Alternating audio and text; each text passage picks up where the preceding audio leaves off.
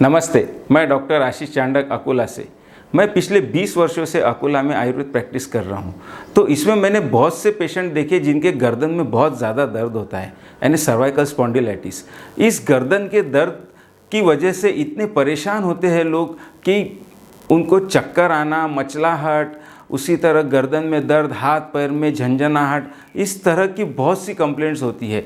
एक दिन मैं मेरे ओपीडी में बैठा था तो एक पेशेंट आए जिनके गर्दन में बहुत ज़्यादा दर्द था और एक बड़ा सा पट्टा गले में लगा हुआ था जिसे हम नेक कॉलर कहते हैं। वो लगा के आए और कहने लगे कि डॉक्टर साहब बहुत ज़्यादा दर्द है, असह्य दर्द है और सभी तरह की ट्रीटमेंट हो गई, आयुर्वेद हो गई, एलोपैथी हो गई, होम्योपैथी हो गई, लेकिन कहीं कोई राहत नहीं आई। तो मैंने जब उनको ध्यान से देखा तो सबसे पहले तो एक ही सवाल मैंने उनको किया कि आपकी जो मसल्स है, जो मैंने सारा चेकअप किया उसमें यह ध्यान में आया कि बहुत ज़्यादा स्टीफ है, तो आपको इस गर्दन के दर्द के साथ कहीं टेंशन भी है क्या? तो उन्होंने बिल्कुल एग्री किया कि हाँ डॉक्टर साहब, टेंशन भी बहुत है क्योंकि बैंक का जॉब है और बैंक में कंटिन्यूसली बैठक होती है, उसमें प्रेशर के साथ गर्दन पे भी प्रेशर आता है और इस तरह से सर्वाइकल स्पॉन्डिलाइटिस की तकलीफ बहुत ज़्यादा हो गई है। तो देखिए दोस्तों, इस गर्दन के दर्द का संबंध कहाँ आ गया? तो एक टेंशन पे आ गया। तो इस तरह से अगर आप उस डिसीज़ को देखेंगे तो कहीं ना कहीं आपको कोई ना कोई चीज़ क्लू मिलेगी जो आपको बहुत ज़्यादा तकलीफ दे है। तो उस पेशेंट को बाद में जब हमने ट्रीटमेंट शुरू किया तो विदिन 8 डेज़ वो पेशेंट अच्छे से सेटल हो गया, उसका गर्दन का दर्द कम हो गया, चक्कर कम हो गए, उसी तरह से वो वर्किंग में भी आ गए। अदरवाइज़ वो पेशेंट बहुत ज़्यादा परेशान था। तो इस पेशेंट में हमने ऐसा क्या किया? तो सबसे पहले उसके रूट कॉज पे गए। उसका रूट कॉज जो था, जो टेंशन वाला रूट कॉज था, उसको थोड़ा रिलीज़ किया और साथ में कुछ आयुर्वेद ट्रीटमेंट की और साथ में मेन उसमें नस्य चिकित्सा पंचकर्मों के अंतर्गत जो आती है वो किया। तो यह सारी चीज़ें आज की वीडियो में मैं आज आपसे शेयर करने वाला हूँ। तो सबसे पहले अभी हमें गर्दन के दर्द के जो कारण होते हैं वह एक देखना है।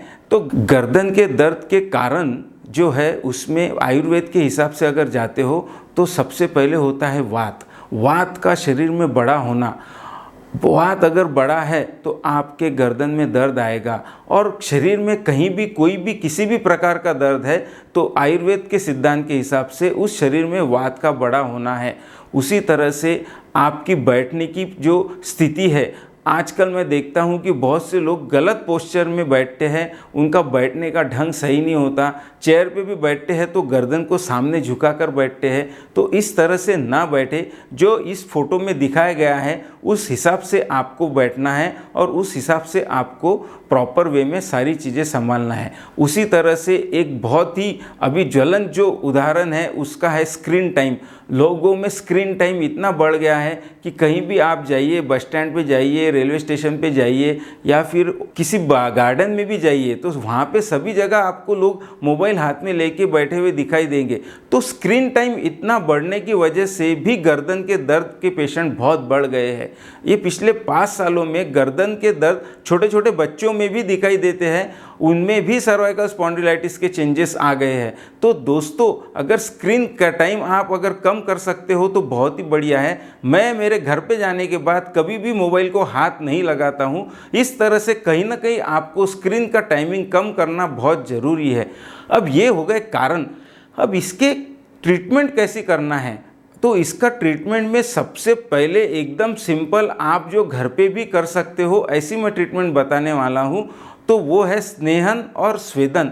स्नेहन का अर्थ होता है कि आपको तेल से उस जगह पे जो इस गर्दन में जो जहाँ पे बहुत ज़्यादा स्ट्रेस है, तनाव है, उसे रिलैक्स करना उस मसल को। तो वहाँ पे आप औषधि युक्त तेल लगा सकते हो, जैसे नारायण तेल हो गया। इसकी मालिश अगर आप हल्के हाथों से करते हो तो उसमें बहुत अच्छा रिजल्ट आता है। उसके बाद में उसकी थोड़ी सी सेकाई करना है या फिर उसे स्टीम देना है।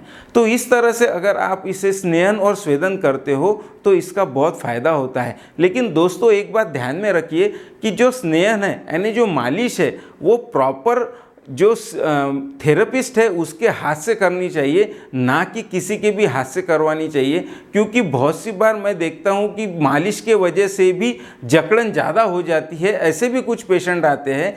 तो आप ये काम खुद घर पे ना करें, किसी थेरेपिस्ट के हाथ से करें या उनसे सीख ले और फिर करें। तो ये हो गया स्नेहन और स्वेदन। अब इसके बाद में जो ट्रीटमेंट है वो है आयुर्वेद में दिया गया नस्य चिकित्सा। इसमें हम दवाई या जो औषधि युक्त तेल होते हैं यह नाक में डालते हैं। तो यह नाक में डालकर नासा ही शिरोद्वारम ऐसा कहा गया है। तो यह जो ऊर्ध्वजत्रुक जो भी बीमारियां हैं उसे नासा के द्वारा जो ओपनिंग दिया गया है वहाँ से ट्रीटमेंट अगर करते हैं तो बहुत अच्छे रिजल्ट आते हैं। तो यह जो सारी ट्रीटमेंट का पार्ट मैंने आपको बताया, यह आप किसी डॉक्टर के निगरानी में ही करें, या फिर आपको कोई डिफ़िकल्टी है तो मुझे कॉल करें, मैं भी आपका सपोर्ट करूंगा। उसी तरह से आपको हमेशा एक बात ध्यान में रखनी चाहिए कि प्राणायाम और योग यह रेगुलर करना चाहिए। इससे होगा यह कि आपके शरीर में ऑक्सीजन का लेवल बढ़ेगा और जो वात का प्रकोप हुआ है शरीर में वह कम होगा। अगर वात का प्रकोप कम होता है तो ऑटोमेटिक आपका पेन भी कम होता है। उसी तरह से एक ट्रीटमेंट आयुर्वेद में बताई गई है विद्ध चिकित्सा, यानी निडल के द्वारा पंचर करके वहाँ का वात निकालना। तो यह चिकित्सा जो है यह जो अनुभवित वैद्य है उनके हाथ से भी आप करवा सकते हो, या अकोला में मेरे पास आके आप वो ट्रीटमेंट करवा सकते हो। तो इस तरह से अगर गर्दन के दर्द को अगर हम 8 से 10 दिनों में सेटल कर सकते हैं तो क्यों ना, अगर आपको या आपके किसी परिचित को गर्दन का दर्द है तो तुरंत मुझसे कांटेक्ट कीजिए और इस गर्दन की दर्द से पूर्णतः आपको आराम दिलाने की गारंटी हमारी रहेगी।